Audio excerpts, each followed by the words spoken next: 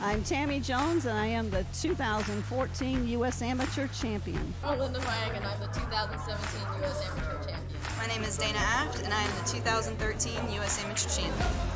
My name is Kenneth Brisbane, and I am the 2014 U.S. Amateur Champion! Yes! Yeah, baby!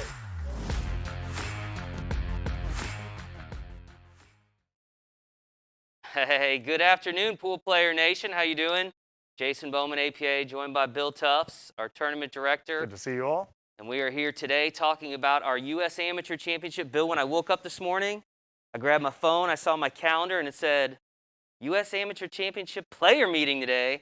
And I had to do a double take because I just thought, it's been so long, I forgot what that's like. But it's been a long time. Here we are on the cusp of our first championship in over a year. Yes, sir. Yeah, actually, the last tournament we were able to run was the 2019 U.S. Amateur Championship. November 2019, that's yeah, right. So it's going to be a little bit different this year, and that's one of the reasons that we wanted to do the live stream today is to let you guys know some of those differences. Obviously, we're dealing with the COVID pandemic still, which is going to have an effect on some of the things that we do down at Strokers. But before we get into that, we should probably talk a little bit about the registration process and how that'll be different. I know the Godfrey Hotel in Tampa yes, sir. is the host hotel. Great place, by the way, right there on the water. Beautiful facility, so we're looking forward to getting down there. But this year, the players will actually register for the tournament at the Godfrey? Yes, sir. I mean, if you think about it, Strokers in the past, it gets a little crowded on that registration day, especially right in the morning. So we tried to work out a deal with the Godfrey, secure some space, allow the players to actually register at the hotel before they even get to Strokers. So for us, it helps us limit the amount of people that need to be there at any given time. Yeah, and that's another one of the reasons that we're doing the player meeting virtually today is, again, typically a crowd would come around the stage at Strokers. You'd be talking to all of them at one time. But again, we're looking to do this as safely as possible, so we're doing this virtually this year. Yes, we are. We're doing it all virtually, so we're going to see how it goes, and it should be a fun time. Yeah, one important thing I want to mention as it relates to if you're flying into Tampa for the U.S. Amateur Championship, as far as getting to the Godfrey this year, unfortunately, they notified us they have had to discontinue their free shuttle service for now due to the COVID pandemic. So be prepared to either take an Uber, Lyft, cab. It's only about a 5-minute ride from the airport. Yeah, it's very I think short. It's 5 to 7 minutes. Yeah. I mean, I was just down there last month. Really quick ride.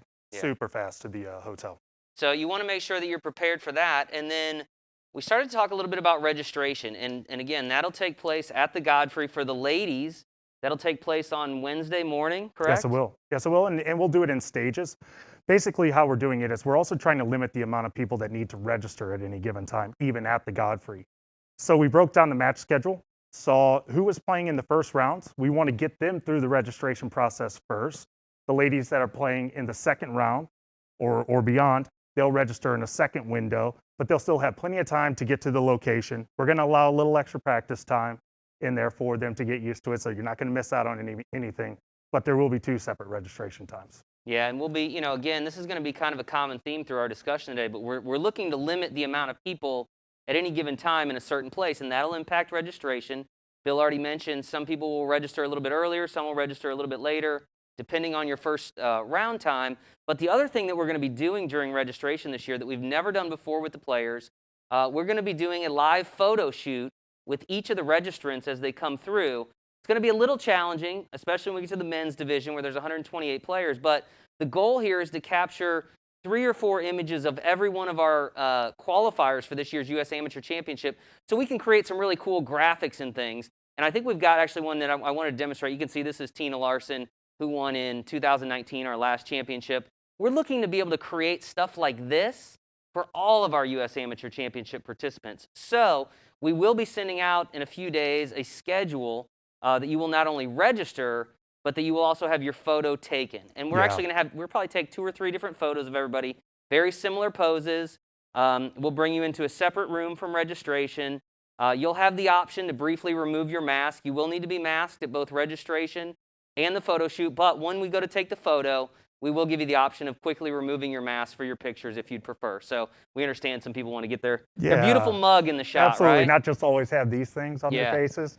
I thought These this was crazy a things. great idea by our marketing team. Jason, you had that up, and this was kind of your brainchild, and I thought it was brilliant. And having the space at the Godfrey really allowed us to do this, and having the registration outside of Strokers and the typical first day tournament kind of chaos was, I mean, it was a brilliant idea. Very Yeah, good. so the takeaway there for our participants in this year's U.S. Amateur Championship, when you come to registration at the Godfrey, whether that's Wednesday for the ladies or Thursday, we're doing Thursday afternoon for Thursday, the we are guys. doing Thursday afternoon for the guys. So Yes. whenever you come down there, make sure you're ready to have your photo taken, okay? Ladies, I'm talking to you. Make sure you're ready to have your photo taken, and to the guys too. But, you know, sometimes I know the ladies can be a little more fickle with their photos, and we want to make sure we give everybody something that they really are happy with. So come prepared for pictures. Yeah, and I think it's what Jason says is really important. So our registration's fairly quick for this event. We're going to check your ID. We're going to give you some goodies whenever you get there. And then we're basically going to pass you off to the marketing team right away, and you'll get in a queue line for those pictures. So you really do need to come down to registration prepared.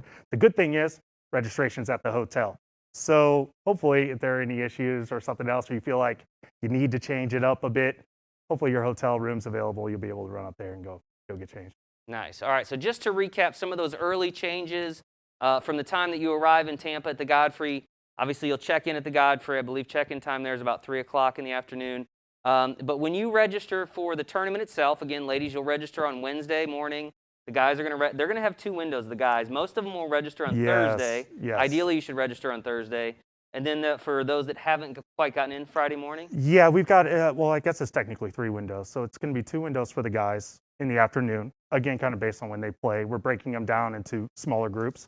And then we'll have some stragglers. We know some guys aren't going to get in till later, you know, maybe Friday, or even they're local. So they don't really need to be over at the hotel as early. We're going to try to accommodate anybody that falls into that category as well. All right, so that is Best opportunity, though, to get the best picture taken in the best environment is to register at the hotel, get the picture taken there. That's where we want you to be if you can. All right, so be prepared for a different place to register, a little bit different process this year. Come prepared for photos, and there is no free shuttle, unfortunately, right now from the airport, the Tampa airport to the Godfrey. So you'll need to arrange for like an Uber, Lyft, cab. There's lots of options when you get there. So obviously, there's going to be a lot of differences over at Strokers as well. And so let's get in a little bit of that. We actually sent out today, Bill, the email about some of the COVID mitigation. I hate to call them restrictions, but you know they are. They're That's measures. what they are. They're Yeah. measures we're putting in place to try to keep everybody in the facility as safe as possible. Yeah. One of those big measures that we're putting in place is a limitation on the amount of people physically in Strokers, and I'll let you cover that. Yeah, so when looking at Strokers, looking at the layout, it's not the biggest of places. I mean, the majority of the space that it does have is taken up by the pool arena where the 14 9-foot tables that the participants will play in. Strokers had to make their own adjustments to COVID. They had to take seats out, like a lot of places around the country, to pass, you know, local law or local ordinances. So we're going to follow that. They've got rules they've got to follow. We've got rules we've got to follow. Typically, actually, every year, we do not allow spectators into the playing arena. It's only the 28 players that play. The additional seating that Strokers has in outside of the playing arena is actually about 32 tables. So we have restricted it to 70%, right? 70 people. Or 70 people, Right. I'm sorry. 70 people, which is, I believe, 25% of the total occupancy of a normal Strokers. But for anybody that's been there in previous years, you know it gets pretty crowded. We just can't have that scene in this kind of environment. Yeah, I think particularly, again, if you've ever been to Strokers for the U.S. Amateur Championship, you see typically a crowd gathers up on kind of the bar wall Yes, sir. above the main stream table, and that's just not going to be possible this year. Yeah, with local ordinances, again, which is what we're following, there is no standing in the bar area. You have to be in a seat. So if you're not in a seat, you're going to get asked to find a seat or to potentially, you know, exit the building because we're at capacity. Right. Obviously, we're wearing masks here in the 3,000 square foot APA studio, or however large it is in here. Yes. So I'm assuming players can expect they will be wearing masks, not only during competition at Strokers, but if they want to be inside the building, spectators, anybody that's inside will be masked? They will be masked, and this follows our preliminaries that everybody played in. We did have mask mandates at those as well. It's the same down at Strokers. We want to make sure that everybody competes in the event safely and that they return home as safely as possible. That's the Strokers staff, that's our staff, that's the players, probably most of all. We want to make sure that everybody stays safe. So there is a mask rule enforced. This mask rule has actually been enforced at Strokers for the last few months as well. So again, this isn't something that we're necessarily creating. It's already there. We're following the guidelines as they're set out for us. Yeah, and when we say mask mandate, I mean, it's going to be legitimate. We will actually have staff there asking people that don't actively have their mask on to please put it on. Strokers will be doing the same. Now, if you're eating and drinking and you're seated, that's a little bit different. If you're actively eating and drinking, obviously you can't have a mask on. But otherwise, even if you're playing in your match, if you're up and about at Strokers, even if you're just sitting at your table watching, we're going to ask you to keep your mask on. And again, we're looking to go above and beyond with the safety at this event. This is our first event in over a year. There are places, Bill, in the country that still have yet to reopen for pool. And we are continuing to, basically fight in those communities to get those people back on pool tables. So the last thing we need is to have a high-profile event like the U.S. Amateur have some type of outbreak of COVID, and suddenly people are looking at pool tables as a bad thing. So we really need everybody to get on board with what we're doing this year. Yeah, there are a lot of places and a lot of participants and probably a lot of the people watching this stream that weren't able to compete in the USAM this year because of those local restrictions. We want to get people back onto pool tables. We want to set an example for how pool can be played safely to them. But again, we want to stay safe all at the same time. So it all just marries together. It makes sense for us. All right, so we're limiting it to 70 people. Well, Masks will be required. Also talk about the mask a little bit. When we say wear a mask, we say wear a mask like we're wearing a mask. It's not the under the chin thing or the on the ear thing or under the nose yeah. or that. We are asking that the mask is properly placed if you're not eating or drinking, right? Okay.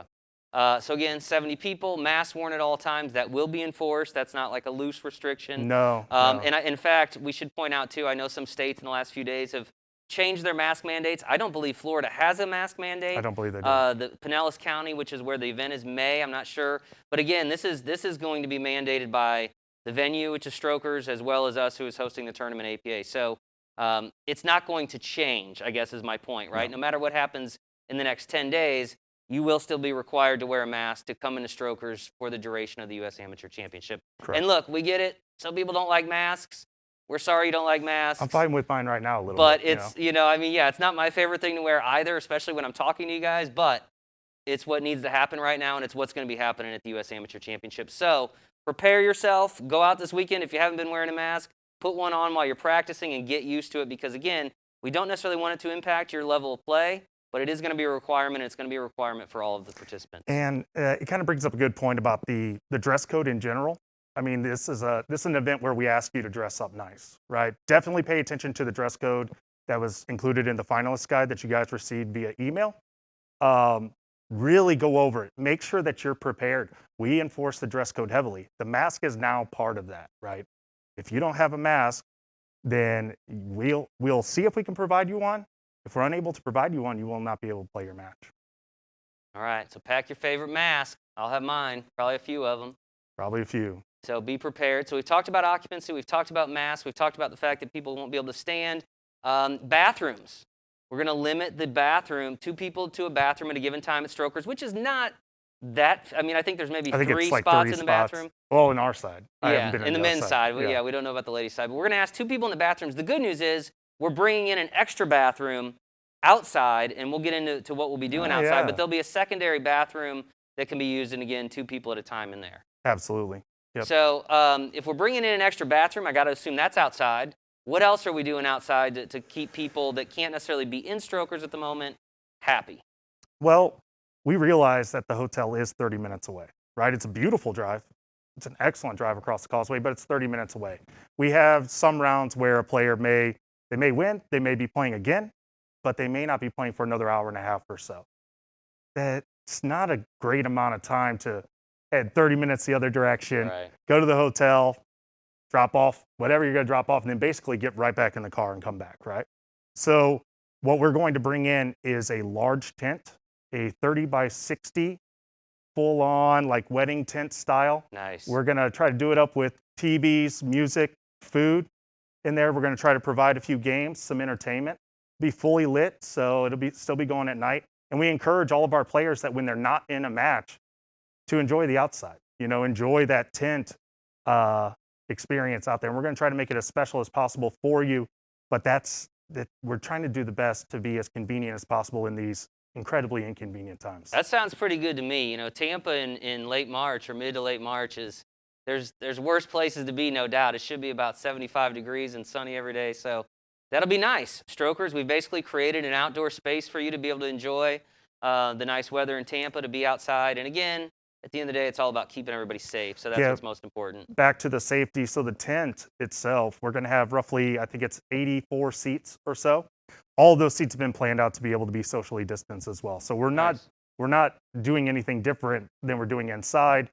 The mask we won't be enforcing in the tent area, obviously. That'll be the big difference. So since we're outside, a little bit safer, we're not inside, closed in together, we're going to go ahead and let you take that thing off, get a breather, get ready for your next match.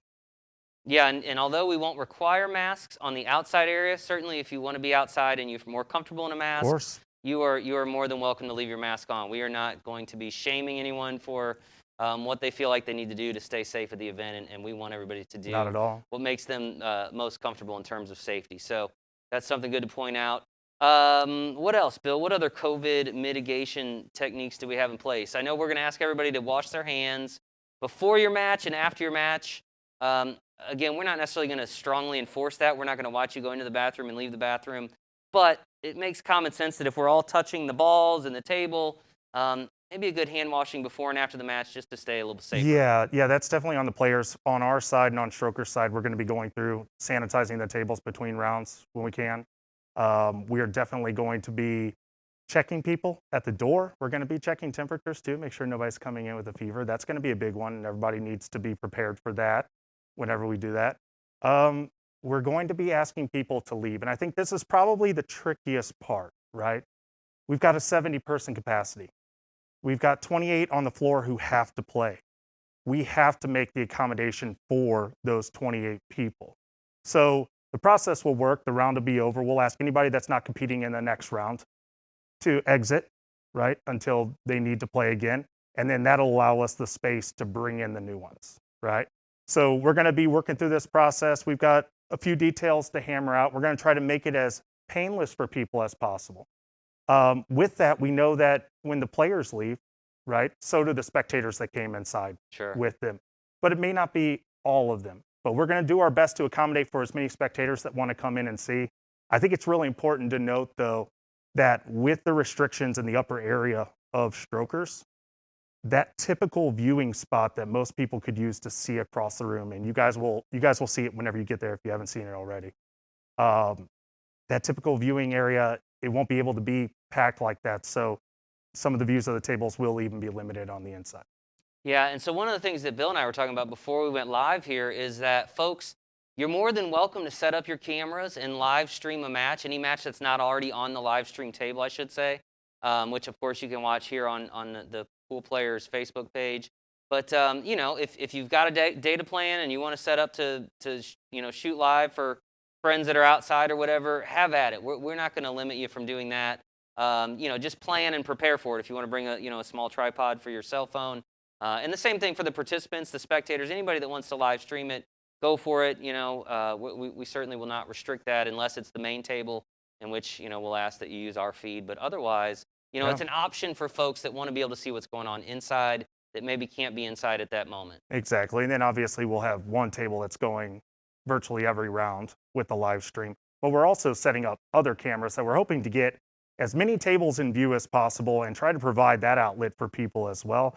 We're also looking into ways to get that feed down to the tent, at least on one of the TVs we've got down there, so that people can kind of see what's going on the inside of the building. Yeah, I think the NCAA tournament should be kicking off right around Yes, USAM sir. time. So we'll make sure we try to get a game out there too. It won't just be pool in the tent. But again, like Bill said, we're working on having TVs out there, some music, some fun things.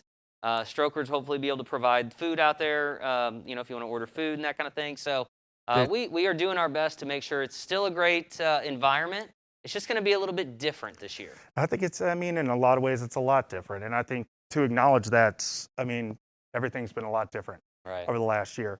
Our responsibility, first and foremost, outside of the safety of the people that are in the building, is to the players that have qualified for this tournament. And while we understand that not having as many spectators in the building, that's not ideal, really we have to do what we believe is best for the tournament overall, and to be able to host the tournament so that the guys and ladies, I should say, should have a chance to play for a championship, a title that lasts forever. That's our main focus, but we're going to try to make it as good as possible for everybody else. Okay, so we did send out an email to all of our participants in both the men's division. There's 128 of you, and the women's division. There are 50 of you this year, explaining all of these COVID mitigation measures that you can expect to be in place. I know we've also sent out the finalist guide, would have gone out, I believe, early this week as well. So if you haven't got that, shoot us a message here on the APA Facebook page, and we will make sure that that gets passed along to the right person to resend your finalist guide, because you are going to want to know all the details, the rules, and the different things like that, as well as some of the things that we've discussed today. One thing I do want to mention that we've kind of touched on but didn't really focus on is the fact that we will be providing live streaming once again at this event. I don't want to say necessarily every single round, but almost every round. Round. Sometimes in the morning while we're still getting set up, we may not do the early match, or if it's at the very end of the day and it's running late, we may not get the last match of the day. But Jeremy Jones, Moscone Cup captain, and I will both be there doing commentary. I'm sure we will find some others to come in and join us from time to time to relieve us, if you will, for certain stretches. But you will be able to tune in to the vast majority of this year's U.S. Amateur Championship and see the match that's happening on the main table. So that's always a nice thing that people enjoy. Absolutely, and to bring Jeremy back, second year? Yeah, Second year Jeremy's a great to come back, commentator. and excellent commentator, obviously, coach of the Moscone Cup team as well. Got the chops to know the game, so it'll be really good to have him back. I think some of those guys like playing in front of them. They feel like it's an audition for a future. I think we've Moscone heard that a spot. couple times. Yeah, I think our there. champion Blake Baker, our defending champion, mentioned that last year. And by the way, I should mention, speaking of Blake and both Tina Larson, hopefully early next week we'll be hearing from them here on the APA Facebook page, see what they've been up to since the pandemic and how they're planning to defend their title. So you guys can look forward to that sometime next week. So those are the COVID mitigation measures. We've talked about some of the changes. What about the normal tournament stuff? Normal tournament stuff. So as Jason pointed out, all the rules are in the finalist guide, and we encourage you guys to go in, read all of the rules. Don't just take what I'm going to say here as the end-all be-all. Definitely go out there, inform yourself of them. But honestly, it's no different than it was at your prelim. If you won your prelim, the setup, the format's the same. For the open division, it's a combination of 8-ball and 9-ball, race to 7, 8 games of 9-ball, 5 games of 8-ball. In the women's division, we've got a race to 5, 6 games of 9-ball, 3 games of 8-ball, and the winner of the leg can choose the game or the break. Once the game is chosen, the entire set will be played out. So then we get down to our finals. Our finals is not double elimination. Our finals is actually extended single elimination. We do an extended race. For the men for the open, that race is to 11, 13 games of 9-ball, 8 games of 8-ball. For the women's division, it's a race to 9, 11 games of 9-ball, 6 games of 8-ball. Sure about all that? I'm pretty sure. It was on the about screen. that. I'm pretty sure too. I'm pretty sure. You were about looking all at me. that. I was looking at the screen, and it was all on. Nah, there, I didn't know it was up there. It was right. I graded you. I checked them all off as you went. All right. So yeah, I'm gonna kind of harp on it again. The thing that people miss the most in the rules that we send out is the dress code, and there is literally no better opportunity than this year to get it right whenever you show up to Strokers, right? Because in other years you show up for registration, you're already there, you register, but you're wearing the wrong thing. We're not going to let you play. You've got to run and go get it. And sometimes that works out. Sometimes it doesn't, unfortunately. This time it'll be in the hotel. We'll make sure that we're informing you of whether or not what you're wearing would be acceptable. If you have any questions on that, that's the time to ask. If you got any questions on any of the dress code stuff, you can ask us now. Just shoot it over, and we'll help you out. That way you're packing right for the trip. yeah, in fact, if you guys, we've got somebody monitoring the comments and stuff. So at the end of this, we'll take questions that might have come up. But I guess if we were just showing up right now, Bill, you and I couldn't play because we're in jeans. This does not work. These aren't allowed. Jeans aren't allowed. First time I've had jeans on a year, and I wouldn't be allowed to play in a tournament. So. The shirt's great. Yeah. Shirts work, polos work, you know.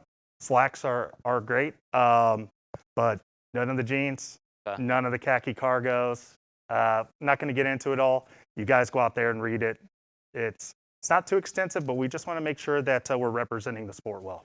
Yeah, the U.S. Amateur Championship is a little different than most of our tournaments. I mean, it's a different environment. The players, obviously, all very high skilled. They take it very seriously. There's a high level of sportsmanship.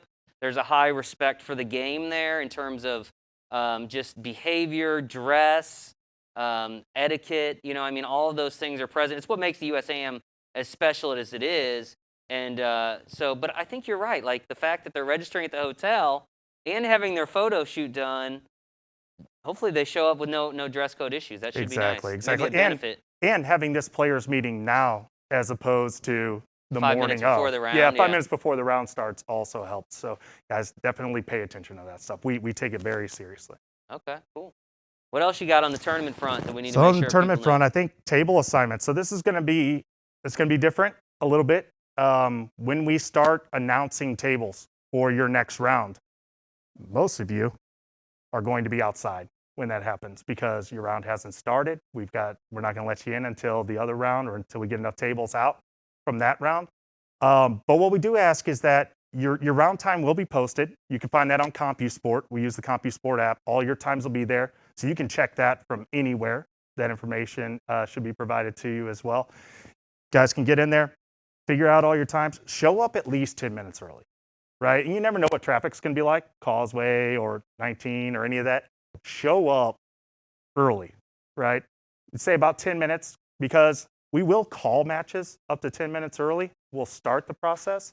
The official time doesn't start until the official time. But if we can get you in there, get you on a table and let you bang around some balls before your official time starts, we want to let you do that because there is no practice once the tournament starts.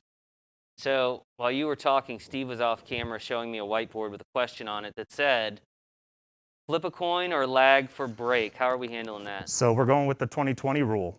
We will be flipping a coin for the lag.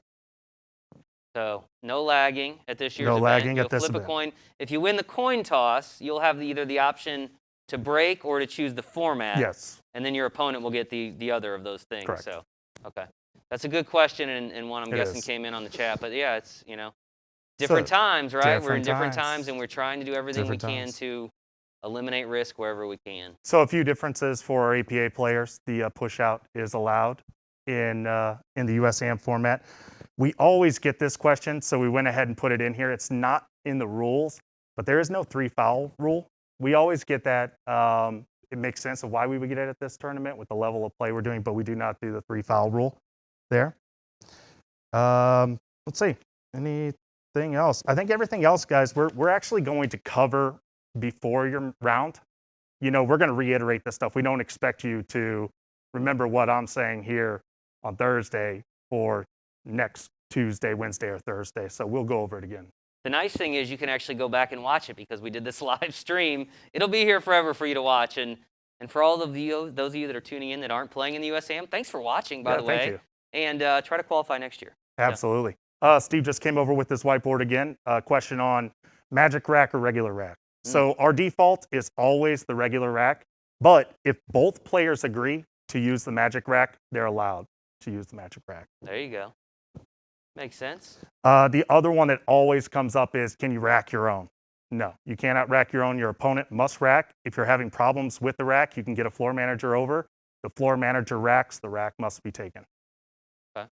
I think I saw that there are 8 former U.S. Amateur champions that will be playing in this year's event. That's 5 in the men's division, including Blake Baker, the 2019 champion, and Tina Larson, the women's 2019 champion. So lots of familiar faces. I looked over the field, and there's a number of perennial top finishers that are back this year.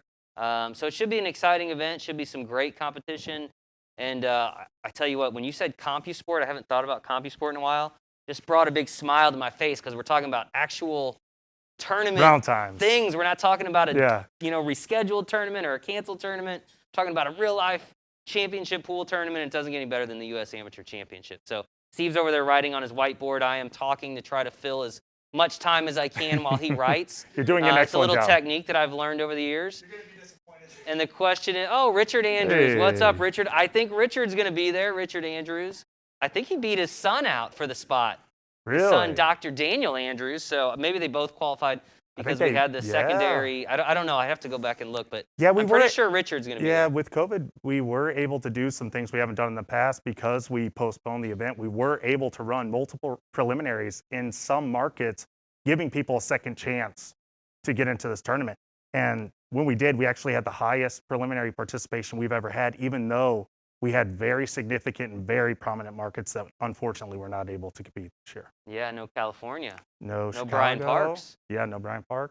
Brian Parks Yep. out of the picture. No Chicago either. No Chicago. Wow. Okay. So some faces that you're used to seeing, maybe not there this year, but certainly be a lot of familiar faces as well. Ton. So, and again, looking forward to a great event in Tampa. It's Tampa in March. I don't know if it gets any better than that.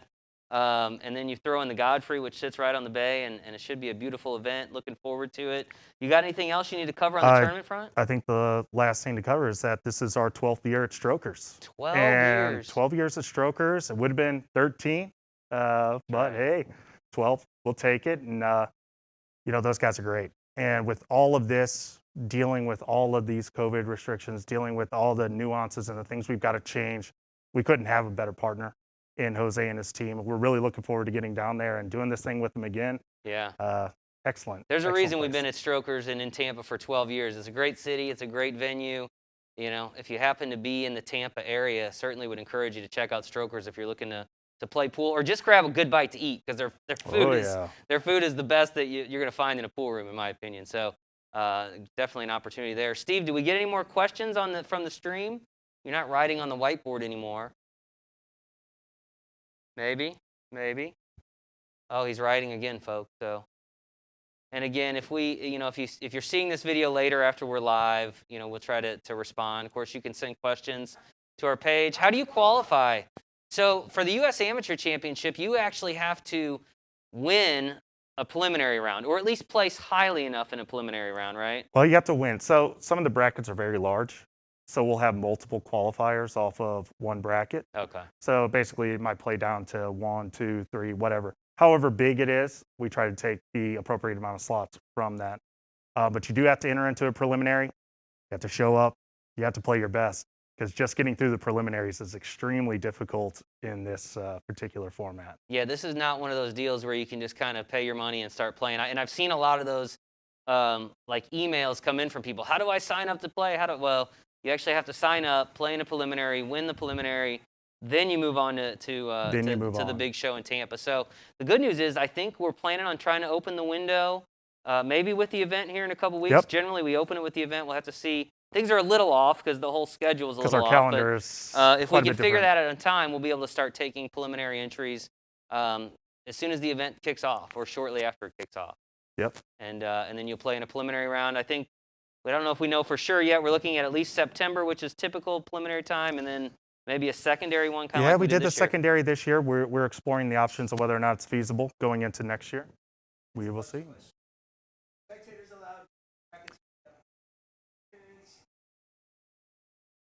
Photo shoot info. Keep holding that up, Steve. Okay, so I don't yeah, forget yeah, those. yeah. First question was, are spectators allowed? Sort of. Sort of. Spectators are sort of allowed. You want to cover that again? Yeah, so spectators, some will have a good view of the tables. Others will not. There are seats in the bar area. Not all of them are conducive to watching the tables. So I would say the majority of people will not be actively spectating along that normal rail that's out there, but they are allowed in, right? They are allowed in. We're not, as long as we're not over capacity, we allow people in. We've got to allow our 28 that are set up for the round.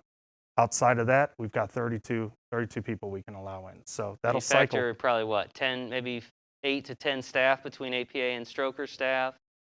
So you're probably looking at what, 38, so 32, 30, you said 32. Yep. You said 32. All right. So there you go. Bill's doing the math. I'm just.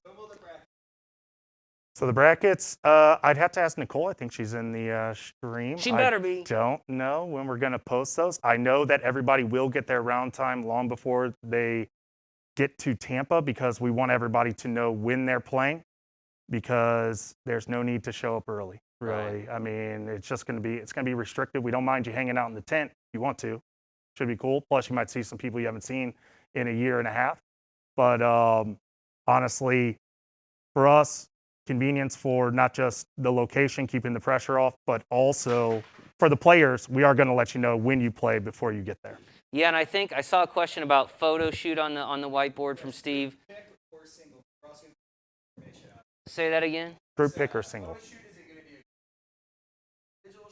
All photos taken will be individuals. There will be no group photos this year. The only time we ever really shot a group photo was with, like, the top finishers, and we could all get them together. Yep. I don't even know if we've done that in a few years because it was always a little difficult to try to keep everybody there for the. Yeah, I think it gets photoshopped now. So the good thing is, we're very good at cutting people out of things and putting them all together, so we can make it appear people were together even when they weren't necessarily. But I do want to reiterate with the photo shoots, I think our plan is the week of the event, like that Monday, I believe, to send out an email letting you know your actual registration time and your photo shoot time, which will be immediately after you register, and which group you're in. And again, that's so we don't have 30 people waiting in line to have their photos taken. It takes a little longer to register than it does to get your photo taken. So we're going to try to break you guys up into groups. But again, you need to come dressed to registration with, what you want to be photographed in. So slacks, polo, whatever you're most comfortable. But again, you need to be dressed according to the dress code. Yeah, and I think it's also important for everybody to know that we don't have an infinite amount of time to take these photos. We do have people to get through the line. Then we've got more people coming in after them. So it's not a lot of custom photo work, like, Yeah, hey, we're take this shot, basically- take that shot. It's going to be kind of regimented. So come prepared that the guys are going to snap a few shots and then you'll move on. Yeah, I'm going to show you exactly what you're going to do in the photo shoot. We're going to bring you in. You're going to stand on a line. You're going to go like this. We're going to snap a picture. You're going to go like this, or maybe like this, and we're going to snap a picture. You're going to turn around and go like this. We're going to snap another picture, and then we're going to move you out the door. So although that seems very quick, it'll probably take 30 seconds to a minute, somewhere in there. But that's all we're asking to do. And I think Kara was showing you on the screen there with the art that showed Blake from 2019, or Tina. You can kind of see what we're hoping to create for all of our participants. So if you're playing in this year's event, you go to the photo shoot, you get your picture taken, you're going to get something that looks like this for your social media. Man, what a cool profile and all that. Yeah, picture. it's very cool. It's So awesome. again, we just need you to work with us. And again, if you just flat out don't want your picture taken, no problem. It's one less person we got to worry about. So we're doing this as a courtesy to the members. We're not making you do it, but you do have to register still. Food and drink outside, yes. Food, 100%. Drink, we do believe, yes. So we're working on those. Yes, they're working on getting bars out there into the tent area. Nice. Yeah, there's always some rules when it comes to Yeah, we wanna make moving the sure- bar to the outside, but We gotta want do to it make by the sure that rules. we're doing everything appropriately. But yeah, food, 100%. 100%. Nice. And 90% on the bar today. Nice. I think the other thing that Steve had on his whiteboard, Jeanette Lee appearance. I don't know for sure. I'm saying probably not. Most of you guys have heard by now, Jeanette unfortunately has been diagnosed with stage 4 ovarian cancer. Obviously, we did a kind of a tribute to her last week, and it's been a lot of talk about it on social media. I know she would love to be there. She does live in Tampa, but she is in the midst of, I think she's completed her second round of chemo, and I think she's got another one coming up. So just really hard for her to be in that environment. And then you factor in the COVID risks in her situation. So while I know she would love to be there and we would love to have her there, I think the chances of her being there are probably very minimal, unfortunately. So, but it's great to know you guys are thinking of her. It's a good time for me to plug the Jeanette Lee Legacy Fund, which is available. It's a GoFundMe account that was set up to help with both her, kind of all the medical expenses that are going to go with her treatments, as well as, unfortunately, if something does happen to her, will go to the children and their education, that kind of thing. So it's a good way you can really help Jeanette out right now, and it's a tough situation. We love you, So, Jeanette. Yeah.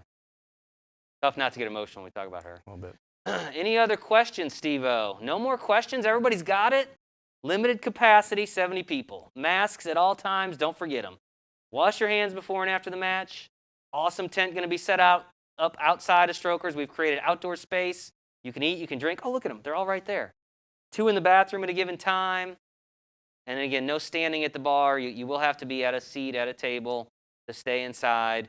Oh, we forgot to mention, this is a hard one, right? The handshake. Because the USAM, a lot of sportsmanship. We're going to ask you to forego the handshake for this year. And, friendly head nod, nice game. We certainly want the sportsmanship to be there. But again, we're not looking to have people making necessarily contact with each other and the risks that go with that. So just keep that in mind. If you're playing in this year's event, you should have got an email today that outlined all the COVID measures we're taking. We will continue to reinforce that throughout the event. Again, we're going to be pretty strict. And it's not because, we're jerks. It's because we really need to keep everybody safe. We have high hopes to host our Pool Player Championships in August. I think things are looking good on that front. We still don't know 100% yet, but certainly things look better today than they did a couple months ago.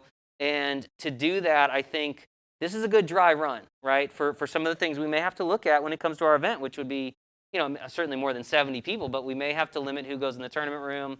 You may be having to wear masks at that event. We just don't know yet, but it's a good dry run for that, I think. Yeah, and I think, we adapt. We adapt to the environment that we're put in.